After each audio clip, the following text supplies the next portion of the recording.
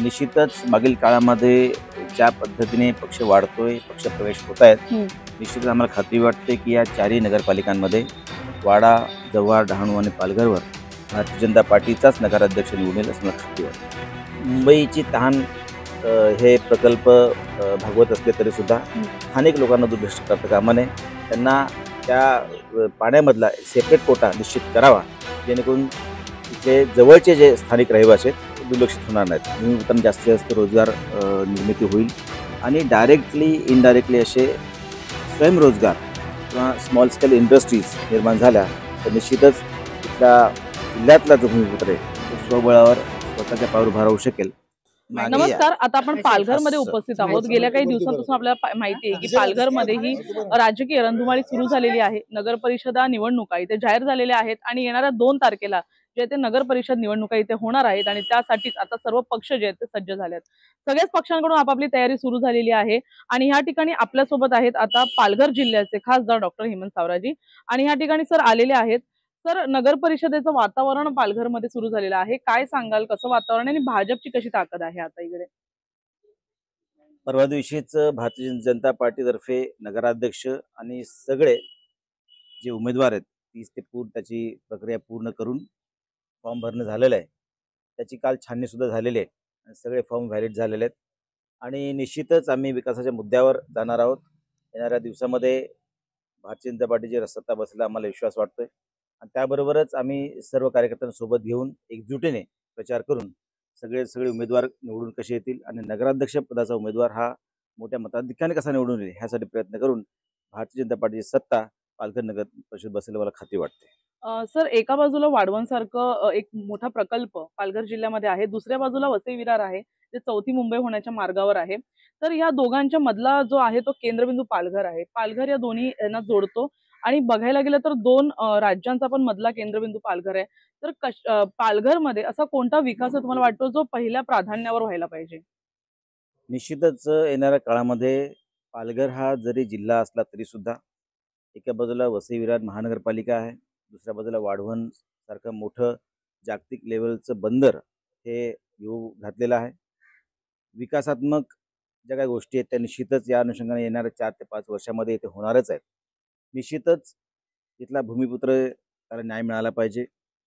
जनतेला जे काय अपेक्षित आहे वाढवण बंदरच्या निमित्ताने ते सुद्धा त्यांना मिळालं पाहिजे. रोजगार निर्मिती झाली पाहिजे.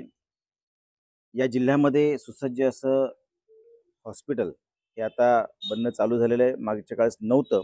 सगळे पेशंट हे मुंबई, ठाणा किंवा सेल्वास इकडे जात होते. त्या अनुषंगाने रोजगार निर्मिती तयार करणं, इथल्या जिल्ह्यातल्या भूमिपुत्रांना इथेच रोजगार उपलब्ध करून देणं, इथली जी इंडस्ट्री आहे तिचं एक्सपांड करणं आणि त्यानिमित्तानं नवीन उद्योगधंदे निर्माण होणं, जेणेकरून इथल्याच भूमिपुत्रांना जास्तीत जास्त रोजगार निर्मिती होईल आणि डायरेक्टली इनडायरेक्टली असे स्वयंरोजगार किंवा स्मॉल स्केल इंडस्ट्रीज निर्माण झाल्या तर निश्चितच इथल्या जिल्ह्यातला जो भूमिपुत्र आहे तो स्वबळावर स्वतःच्या पायावर उभा राहू शकेल आणि मला वाटतं की असे अनेक मुद्दे आहेत जे येणाऱ्या काळामध्ये आम्ही एकत्रित जाऊन हे त्याची विकासाच्या दृष्टिकोनातून बघून त्याला न्याय देऊ शकतो. सर, एक महत्त्वाचा मुद्दा आहे. पालघर जिल्हा हा पूर्ण तालुक्याला पाणी पुरवतो आहे. आजूबाजूला सूर्या धरणासारखे प्रकल्प आहेत. पण सर, कुठेतरी पालघर जिल्ह्याचंच पाणी त्यांनाच मिळत नाही. जनता यापासून वंचित आहे. सततचा आरोप आहे विरोधकांचा पण. तर पाण्यासाठी विविध पक्षांचे तर प्रोव्हिजन्स आहेत. पण भारतीय जनता पार्टीचं इथे काय आहे प्रोव्हिजन? आता पाण्यासाठी आपण बघतोय की पूर्ण भारतामध्ये जलजीवन मिशन अंतर्गत योजना येऊ घातलेली आहे. जी न भूतो न भविष्यती अशी ऐतिहासिक योजना आपल्या देशाचे पंतप्रधान नरेंद्र मोदी यांनी आणलेले आहे. प्रत्येक गावपाड्याला पाणी मिळेल, प्रेशरने पाणी मिळेल, प्रत्येक माणसाला पाणी मिळेल. अर्थातच काही त्रुटी आल्या होत्या त्यामुळे ही योजना आता 2028 पर्यंत एक्सटेंड केलेली आहे. बऱ्याच ठिकाणी ती सुरू झालेली आहे. काही ठिकाणी काम अर्धवट स्थितीत आहे, त्यांना लवकरच फंड्स मिळतील आणि जिथे शहरी भाग आहे तिथे महाराष्ट्र जीवन प्राधिकरणच्या माध्यमातून सुद्धा पाण्याची व्यवस्था होते. मागील काळामध्ये निश्चितच धरणं झाली होती, परंतु काही ठिकाणी शेजारच्या गावामध्ये पाणी उपलब्ध होत नव्हतं. आता येऊ घातलेल्या विक्रमगड तालुक्यामध्ये देहरचा प्रकल्प आहे किंवा गारगाई प्रकल्प आहे. ह्या प्रकल्पाच्या माध्यमातून जरी मीरा भाईंदर, वसई किंवा मुंबईला पाणी नेलं जात असलं तरीसुद्धा स्थानिक लोकांना तिथे कोटा असला पाहिजे ह्या दृष्टिकोनातून आम्ही पत्रव्यवहार केलेला आहे. आणि निश्चितच स्थानिक लोकांनासुद्धा जरी मुंबईची तहान हे प्रकल्प भागवत असले तरीसुद्धा स्थानिक लोकांना दुर्लक्ष करता कामा नये. त्यांना त्या पाण्यामधला एक सेपरेट कोटा निश्चित करावा, जेणेकरून तिथले जवळचे जे स्थानिक रहिवासी आहेत ते दुर्लक्षित होणार नाहीत. आणि त्यामुळे मला वाटतं त्यांची सुद्धा जी काय निकड आहे ते लक्षात घेता सरकार ह्या दृष्टीवर निश्चित निर्णय घेईल. सर, शेवटचा प्रश्न हा थोडा राजकीय आहे. काही विरोधाचे सूर भाजपमध्ये आहेत का? कारण महायुती जरी राज्यामध्ये एक असली तरी पण कुठेतरी शिंदे गट आणि भाजप हे वेगवेगळे लढत आहेत. तर त्यामध्ये कुठेतरी शिंदे गटाचे आपले काही विचारसरणी आहे, भाजपची आपली काही विचारसरणी आहे. कुठेतरी मतांमध्ये फरक होऊ शकतो का? आणि भाजपमध्ये काय वाढता विरोध पाहायला मिळतोय का पालघरमध्ये? निश्चितच ज्यावेळेस मागच्या लोकसभेची निवडणूक झाली, नंतर विधानसभेची निवडणूक झाली, त्यानंतर आपण लक्षात घेतलं पाहिजे की प्रत्येक वेळेस भारतीय जनता पार्टीची ताकद ही वाढलेली दिसते. आणि त्यामुळे वरिष्ठ पातळीवर चर्चा झाल्यानंतर जिथे जिथे ताकद आहे त्या त्या पक्षाची त्या त्या ठिकाणी निर्णय घ्यावा, काही ठिकाणी वरिष्ठांनी निर्णय घ्यावा असं ठरलं. आणि इथे पालघर जिल्ह्यामध्ये आपण बघितलं तर भारतीय जनता पार्टी आणि शिवसेना, शिंदे गट यांचं जास्तीत जास्त वर्चस्व हे दिसून येत आहे.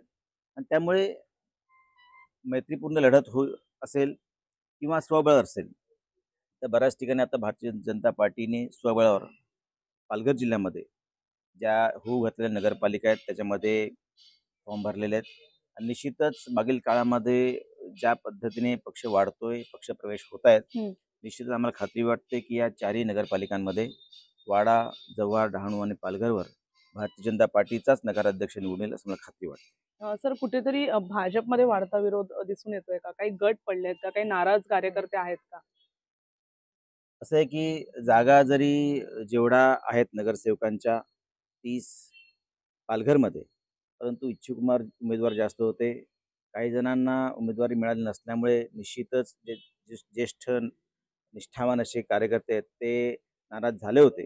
परंतु आम्ही त्यांना समजवलेलं आहे, त्यांना येणाऱ्या काळामध्ये योग्य तो मान सन्मान दिला जाईल. कारण तेच या पक्षाचं मूळ आहे. आणि त्यामुळे येणाऱ्या काळामध्ये निश्चितच त्यांना डावललं जाणार नाही. त्यांना कुठे ना कुठे एक चांगल्या प्रकारे स्थान दिलं जाईल. आणि त्यामुळे मी आज पालघरमध्ये आलेलो आहे. उद्यापासून आम्ही एकत्रितपणे पूर्ण प्रचारामध्ये सगळे कार्यकर्ते आपल्याला दिसून येतील. आणि एकत्रितपणे जे जे उमेदवार भारतीय जनता पार्टीचे अधिकृतपणे दिलेले आहेत त्या सगळ्यांचा प्रचार ते सगळे करतील असं मला खात्री वाटते. धन्यवाद सर. आपण पाहिलं की पालघरमध्ये आता प्रचार प्रसार सुरू झालेला आहे. कुठेतरी भारतीय जनता पार्टीचे जे जुने आणि ज्येष्ठ कार्यकर्ता होते त्यांना तिकीट न मिळाल्यावर विरोधाचे सूर कुठेतरी उमटत होते. परंतु शिंदे गट आणि भारतीय जनता पार्टी हे वेगवेगळे लढत असल्यामुळे शक्यतो इतर पक्षातून आलेल्या उमेदवारांना चान्स द्यावा आणि या ठिकाणी आपला विजय इथे कसा ठाम होईल यासाठी प्रयत्न करावा. यासाठी भारतीय जनता पार्टी आता सक्षम झालेली आहे. पाहण्यासारखं असेल येणाऱ्या काळामध्ये काय निकाल लागतो आणि नगराध्यक्ष हा कोणत्या पक्षाचा तिकडे विराजमान होतो. धन्यवाद.